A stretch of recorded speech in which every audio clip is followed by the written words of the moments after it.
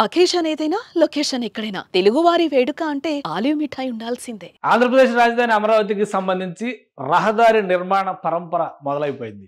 కాంట్రాక్టుల allotment అవడం, letter of acceptance అందించడంతో ఆయా కాంట్రాక్ట్ సంస్థలన్నీ కూడా అమరావతి ప్రాంతంలో యాక్టివిటీని పెద్ద ఎత్తున మొదలుపెట్టాయి. నిర్మాణ రంగంలో కాంట్రాక్టులు దక్కించుకున్నటువంటి సంస్థలు ప్రధానంగా మెటీరియల్ని తరలించడానికి కావాల్సినటువంటి మార్గాలను వేసుకోవడం, మరోవైపు వర్కర్స్ కాలనీలు ఏర్పాటు చేసి అక్కడ వసతులు కల్పించడం, వీటిపైన ఫోకస్ పెట్టినాయి. ఇక అతిపెద్ద రహదారి వ్యవస్థల్ని మానిటర్ చేయబోయి వాటిని నిర్మించబోయేటువంటి సంస్థలు కూడా భారీ యంత్ర సామాగ్రిని ఆ దిశగా తరలిస్తున్నాయి. E4, E5 అంటే సీడ్ యాక్సిస్ రోడ్డుకి అతి సమీపంలో ఉండేటువంటి ఈ రహదారి మార్గాలపైన ఇప్పుడు పనుల పరంపర మొదలైంది. ఒకసారి విశ్లేషిద్దాం, ఎక్కడ ఉన్నాయి, ఏ రూట్లో వస్తాయి ఇవి అనేది విశ్లేషించేటువంటి ప్రయత్నం చేద్దాం. ఇది అమరావతి రాజధానికి సంబంధించినటువంటి రోడ్ మ్యాప్. ఈ రోడ్స్ అన్నీ కూడా స్క్వేర్ కట్స్ లాగా కనిపిస్తున్నవన్నీ కూడా రోడ్సే. బ్లూ లైన్స్ అన్నీ కూడా ఇటు ఈస్ట్ వైపు వెళ్ళేటువంటి రహదారి వ్యవస్థలు, రెడ్ లైన్స్ అన్నీ కూడా నార్త్ వైపు వెళ్ళేటువంటి రహదారి వ్యవస్థలు. ఇందులో కీలకమైనటువంటి రహదారి వ్యవస్థ E3 రహదారి వ్యవస్థ. E3 అంటే సీడ్ యాక్సిస్ రోడ్డు. ఇది క్యాపిటల్లోకి తీసుకెళ్లేటువంటి ప్రధానమైనటువంటి రహదారి ఇదే అన్న విషయం అందరికీ తెలిసిందే. సో దీనికి సంబంధించి దాదాపుగా నిర్మాణం కరకట్టకి సంబంధించి చంద్రబాబు నాయుడు ఇంటికి సమీపం వరకు కూడా నిర్మాణం జరిగింది. మిగతా పోర్షన్ నిర్మాణం జరగాల్సింది, అది పెండింగ్లో ఉంది. కానీ దీనికి ఆనుకుని ఇమీడియట్గా ఉండేటువంటి రెండు ప్రధాన రహదారులు E4 అలానే E5.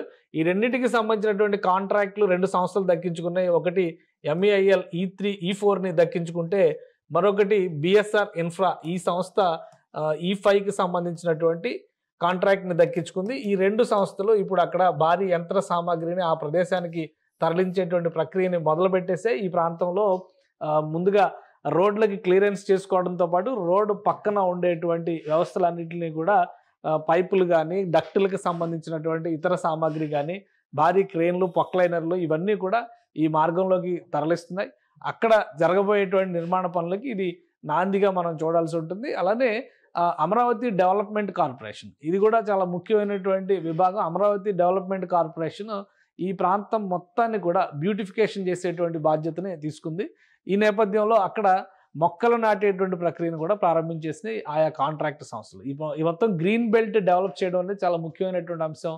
ప్రారంభోత్సవ కార్యక్రమాలకు సంబంధించి, అంటే పనుల ప్రారంభోత్సవ కార్యక్రమాలకు సంబంధించి ప్రధాని నరేంద్ర మోడీని ఆహ్వానిస్తున్నటువంటి నేపథ్యంలో కీలకమైనటువంటి E3, E4, E5 ఈ మూడు వ్యవస్థలని, మూడు మార్గాలని కూడా డెవలప్ చేసేటువంటి ప్రక్రియ పైన ఈ కాంట్రాక్ట్ సంస్థలు దృష్టి పెట్టినాయి. ప్రధానమంత్రి వచ్చినా, ఎవరు అతిథులు వచ్చినా, విఐపీలు ఎవరు వచ్చినా కానీ ఈ మార్గాల్లో నుంచే వస్తారు. కాబట్టి ముందుగా ఈ రహదారులకు సంబంధించినటువంటి కాంట్రాక్టుల్ని ఫైనల్ చేసింది రాష్ట్ర ప్రభుత్వం, CRDA. సో మొత్తం ఈ బెల్ట్ అంతా కూడా, ఈ బ్లాక్ లైన్ కనిపిస్తున్నది E5, ఇది కూడా నేషనల్ హైవేకి కనెక్ట్ చేసే విధంగా డెవలప్ చేస్తారు. ఇటు సీడ్ యాక్సిస్ రోడ్డు కూడా నేషనల్ హైవేకి కనెక్ట్ చేయాలి. కానీ ఈ పనులు పెండింగ్లో ఉన్న నేపథ్యంలో ఇప్పుడు టాప్ ప్రయారిటీ E5కి ఇస్తుంది రాష్ట్ర ప్రభుత్వం. 562 కోట్ల రూపాయలతో ఈ ప్రాజెక్ట్ని BSR ఇన్ఫ్రా దక్కించుకుంది. ఆ సంస్థ దీనికి సంబంధించినటువంటి డెవలప్మెంట్ యాక్టివిటీని మొదలుపెట్టింది. ఇక E4 అంటే E3 తర్వాత కనబడేటువంటి మార్గం ఇది E4కి సంబంధించి చూస్తే కూడా 514 కోట్ల రూపాయల వరకు దీనికి వాల్యూమ్ కనిపిస్తుంది. ఈ రెండు రహదారులు గనక నిర్మాణం పూర్తయితే ఇటు నేషనల్ హైవే 16కి కనెక్ట్ అయ్యేందుకు కావాల్సినటువంటి మార్గం ఇక్కడ ఏర్పడుతుంది. అందుకే రాష్ట్ర ప్రభుత్వం దీనికి ప్రధానమైనటువంటి ఫోకస్ ఇచ్చింది. ఇక్కడ ఆర్టీరియల్ రహదారులు, మేజర్ ఆర్టీరియల్ రహదారుల కేటగిరీలో E5 వస్తుంది.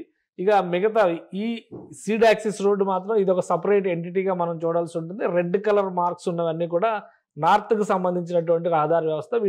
వీటికి కూడా కాంట్రాక్టులు ఫైనలైజేషన్గా అయింది, కానీ ఇంకా పనులకు సంబంధించి అక్కడ ప్రక్రియ మొదలవ్వాలి. ఇక ఈ E4 అనేది ప్రత్యేకంగా సబ్ ఆర్టీరియల్ రోడ్డు కింద దీన్ని డెవలప్ చేస్తున్నారు. అందుకనే ఇది పూర్తిగా నేషనల్ హైవే దాకా వెళ్ళదు, కేవలం అమరావతి ప్రాంతంలో అంటే ఉండవల్లి ప్రదేశానికి కనెక్ట్ అయి మాత్రమే ఆగిపోతుంది.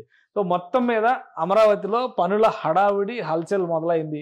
ఒకవైపు బ్యూటిఫికేషన్కి సంబంధించినటువంటి పనులు మొదలయ్యాయి, ఇంకోవైపు నుంచి నిర్మాణ సామాగ్రి తరలింపు, నిర్మాణానికి అనువైనటువంటి వాతావరణం కల్పించడం, నిర్మాణానికి వచ్చేటువంటి కూలీలు, కార్మికులు, అలానే ప్రొఫెషనల్స్, ఇంజనీర్స్ దగ్గర నుంచి అందరికీ కూడా అక్కడ నివాసయోగ్యమైనటువంటి సదుపాయాలు కల్పించడం, వీటిపైన CRDA అధికారులు ఫోకస్ పెట్టారు. ప్రధాన రహదారులు కనుక నిర్మాణ ప్రక్రియలో ఒక అడుగు ముందుకు పడితే, ఎందుకంటే ఆల్రెడీ ఇవన్నీ కూడా ఒకటి గమనించాల్సింది ఏంటంటే మట్టితో చదును చేయబడినటువంటి ప్రాంతాలే. కానీ రోడ్లు వేసే ముందర గతంలో ప్రభుత్వం మారింది, ఆ పనులు అక్కడితోనే ఆగిపోయినాయి. కొన్ని చోట్ల రోడ్లు తవ్వుకెళ్ళిపోయి మట్టి పట్టుకెళ్ళిపోయినటువంటి దాఖలాలు కూడా ఉన్నాయి.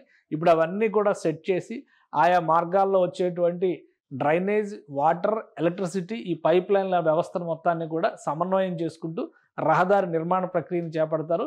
ఈ రహదారులకి అటు ఇటు కూడా చెట్ల పెంపకం, మొక్కల పెంపకం, గ్రీన్ బెల్ట్ల డెవలప్మెంట్, సుందరీకరణ పనులు కూడా ప్యారలల్గా అమరావతి డెవలప్మెంట్ కార్పొరేషన్ కాంట్రాక్ట్లు ఇచ్చినటువంటి సంస్థలు ప్రారంభించేస్తున్నాయి. సుమన్ టీవీలో మీ పర్సనల్ అండ్ బిజినెస్ ప్రమోషన్స్ కోసం కింది నెంబర్కి కాంటాక్ట్ చేయండి.